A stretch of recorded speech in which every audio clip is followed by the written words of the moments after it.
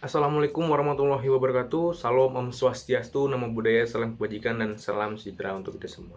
Perkenalkan, nama saya Rafif Sultan Frezi dengan NPM 20190. Di sini kita akan mereview mengenai The Case of the Spelunking Explorers yang ditulis oleh Ian Fowler dan diterbitkan di Harvard Law Review pada tahun 1949. Sejak saat itu, kasus hipotetis ini telah menarik begitu banyak perhatian. Mari kita bahas fakta dari kasus ini. Kasus pembunuhan dan kanibalisme yang didasarkan pada kasus yang nyata yang terjadi beberapa tahun sebelumnya. Dalam kisah fiksi, keempat terdakwa terjebak di dalam gua bersama dengan seorang bernama Roger Wetmore. Dia juga salah satu orang yang terjebak di sana. Di sana, mereka terjebak tanpa makanan dan upaya penyelamatan sedang dilakukan sehingga kelima penjelajah ini sedang dalam proses diselamatkan. Dan dalam proses itu mereka dapat berkomunikasi dengan orang-orang di luar, namun mereka tidak bisa keluar dari gua tersebut. Para ahli medis menyatakan bahwa kecil kemungkinan bagi kelima orang tersebut untuk bertahan hidup 10 hari lagi tanpa makanan. Roger Wetmore yang awalnya menyarankan agar mereka membunuh dan memakan salah satu anggota kelompok untuk tetap bertahan hidup. Sekarang tidak ada penyelamat, tidak ada dokter, hakim, pemerintah, atau pendeta. Semuanya dapat berbicara dengan anggota kelompok penjelajah yang terjebak di dalam gua, namun tidak ada satupun dari mereka yang memberikan nasihat ketika Wetmore dan yang lainnya menyatakan bagaimana mereka harus memutuskan siapa di antara mereka yang harus dibunuh dan dimakan. Oleh karena itu, mereka memutuskan bahwa mereka sebaiknya melempar dadu saja. Tetapi sebelum peristiwa pelemparan dadu dimulai, Roger Wetmore yang awalnya mengusulkan gagasan tersebut memutuskan untuk tidak dapat melanjutkannya lagi. Tetapi yang lain ingin tetap melanjutkannya dan mereka tidak akan membiarkan Roger Wetmore keluar. Tentu saja dia harus diikutsertakan. Jadi mereka melempar dadu untuknya. Sayangnya, bagi Wetmore, dadu itu merugikannya dan dia dibunuh dan dimakan oleh keempat terdakwa. Sekarang, fakta-fakta dari kasus itu ketika dibawa ke pengadilan adalah bahwa awalnya keempat orang tersebut dituduh melakukan pembunuhan dan mereka dijatuhi hukum mati. Sehingga kasus yang lebih lama disajikan kepada kita adalah kasus di mana hukuman tersebut digugat oleh Mahkamah Agung sehingga Mahkamah Agung harus memutuskan apakah akan menguatkan hukuman mati dari pengadilan yang lebih rendahnya atau apakah akan membatalkannya setelah naik banding. Proses peradilan yang alami adalah yang asli ditegakkan sehingga keempat orang tersebut dijatuhi hukuman mati dan mereka dibunuh oleh negara. Ketua Mahkamah Agung bernama Trupeni yang pertamanya memulai dengan mengulangi apa yang dinyatakan dalam undang-undang. Undang-undang menyatakan bahwa siapapun yang dengan sengaja kehilangannya atau menghilangkan nyawa orang lain akan dihukum mati, mengingat yang sebenarnya terdiri dari sudut pandang kelompok positivisme hukum eksklusif yang menyatakan bahwa kasus penjelajah tidak memungkinkan adanya pengecualian atas dasar apa undang-undang tersebut. Sangat jelas atas dasar apa kita harus mengatakan tidak. Mereka tidak dapat dengan sengaja mengambil nyawa dari orang lain. Mereka tidak boleh dihukum mati di sana pada minggu ini. Namun, undang-undang seperti halnya Trupeni menyatakan bahwa meskipun para hakim terikat oleh hukum, kepala eksekutif, misalnya presiden, memiliki kekuasaan penuh untuk memberikan pengampunan. Sehingga Ketua Mahkamah Agung menyatakan sambil mengeluarkan keputusan keyakinannya bahwa kepala eksekutif dapat diinstruksikan untuk melaksanakan gerasi mengingat keadaan khusus. Hakim berikutnya yang menyatakan atau memberikan pendapat bahwa Justice Foster menggunakan tradisi hukum kodrat untuk menginformasikan cara dia berpikir tentang putusan ini dalam menggunakan dan menjelaskan tradisi hukum kodrat. Dia mencari pembebasan, jadi sebagai konsekuensi menjadi ahli teori hukum alam, dia sudah kritis terhadap hakim agung melalui positivisme logis. Selanjutnya, tentang perbedaan antara positivisme hukum dan hukum alam selama berabad-abad, tradisi-tradisi ini memang saling bertentangan satu sama lain.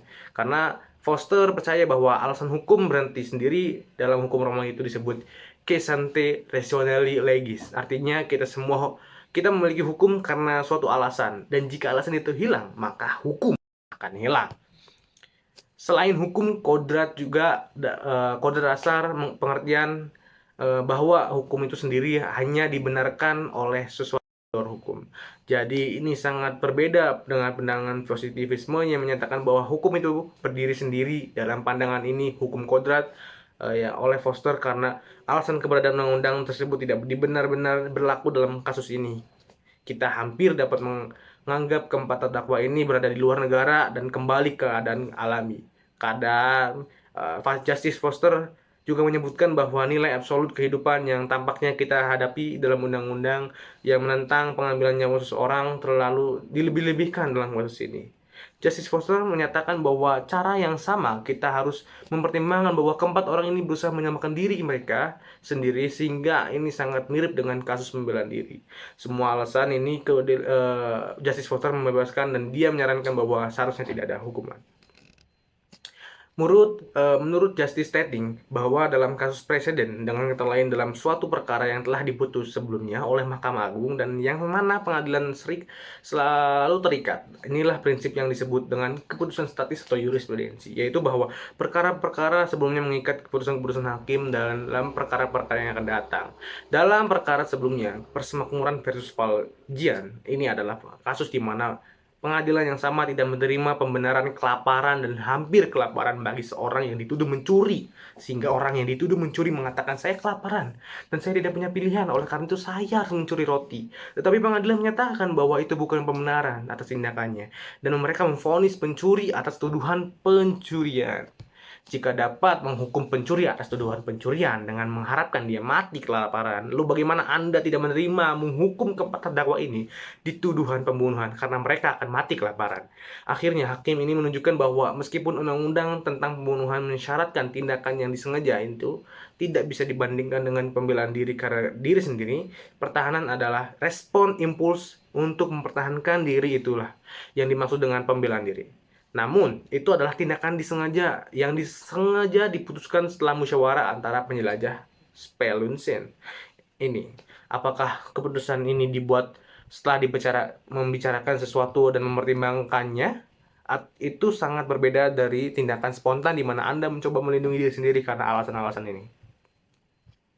Lalu menurut Justice Kent, ketua hakim tidak mempunyai hak prerogatif dalam undang-undang untuk mengarahkan ketua eksekutif, dalam hal ini presiden, untuk melakukan apapun setelah semua kewenangan ini dipisahkan menjadi trias politika. Tugas ketua eksekutif adalah mengambil keputusan sendiri apakah dia akan mengampuni atau tidak. Kent mengatakan bahwa kasus ini tidak bisa menjadikan pengecualian karena pembelaan diri. Hal ini karena menurut Hakim Kent, ruang lingkup pembelaan diri berlaku pada kasus melawan ancaman keberadaan terhadap kehidupan itu sendiri. Dalam kasus ini, Whitmore tidak menimbulkan ancaman bagi orang yang membunuhnya. Ancaman kematiannya bagi keempat terdakwa datang dari sesuatu di luar kendali Whitmore, sehingga mengatakan bahwa kita dapat melepaskan orang-orang ini karena membela diri berarti menyatakan bahwa Whitmore adalah orang yang bertanggung jawab atas situasi mereka yang jelas-jelas tidak benar. Oleh karena itu, Justice Kent menjunjung hukuman mati sebagai keputusan kelima dan terakhir. Kemudian hakim berikutnya yaitu Handy J menganggap kasus ini sebagai salah satu penerapan kebijaksanaan praktis, bukan abstrak teori, dan salah satu yang paling mudah untuk diputuskan. Pemerintah adalah urusan kemanusiaan yang di dalamnya rakyat diperintah dengan baik ketika penguasanya memahami perasaan dan konsep rakyatnya. Handy J menyatakan bahwa untuk menjaga kesepakatan antara peradilan dan opini publik, pernyataan tidak bersalah harus dibuat. Tentu saja tidak ada orang awam yang berpikir bahwa dengan melepaskan orang-orang ini kami telah melampaui batas undang-undang. Handy J mencantumkan 4 cara untuk menghindari hukum. Pertama, penetapan hakim bahwa terdakwa tidak melakukan kejahatan. Kedua, keputusan jaksa untuk tidak menerima surat dakwaan atau meminta surat dakwaan. Ketiga, pembebasan oleh juri. Atau keempat, yaitu pengampunan oleh eksekutif. Dan menyatakan bahwa dalam kerangka ini tidak boleh ada anggapan bahwa ada kesalahan faktual atau faktor emosional atau pribadi. Dan Handy J selanjutnya menyatakan bahwa keraguannya bahwa ketua eksekutif akan memberikan grasi mengutip pandangan konservatif kepala eksekutif dan pengetahuan pribadinya bahwa ketua eksekutif bertekad untuk tidak meringankan hukuman.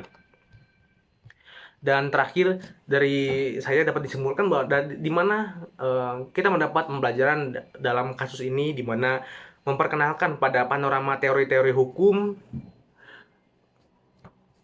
yang mana dengan melihat banyak pendekatan berbeda terhadap hukum yang benar-benar diterjemahkan ke dalam tindakan, sehingga dapat melihat semua teori yang berbeda dan menghasilkan hasil yang nyata yang berbeda-beda pula. Jadi komitmen terhadap alam teori hukum sebenarnya tidak mengikat hanya pada teori atau komitmen terhadap positivisme dalam hukum. melainkan mengikat pada hasil yang konkret. Sekian yang dapat saya sampaikan. Kurang lebihnya saya mohon maaf. Bila itu, wassalamualaikum warahmatullahi wabarakatuh.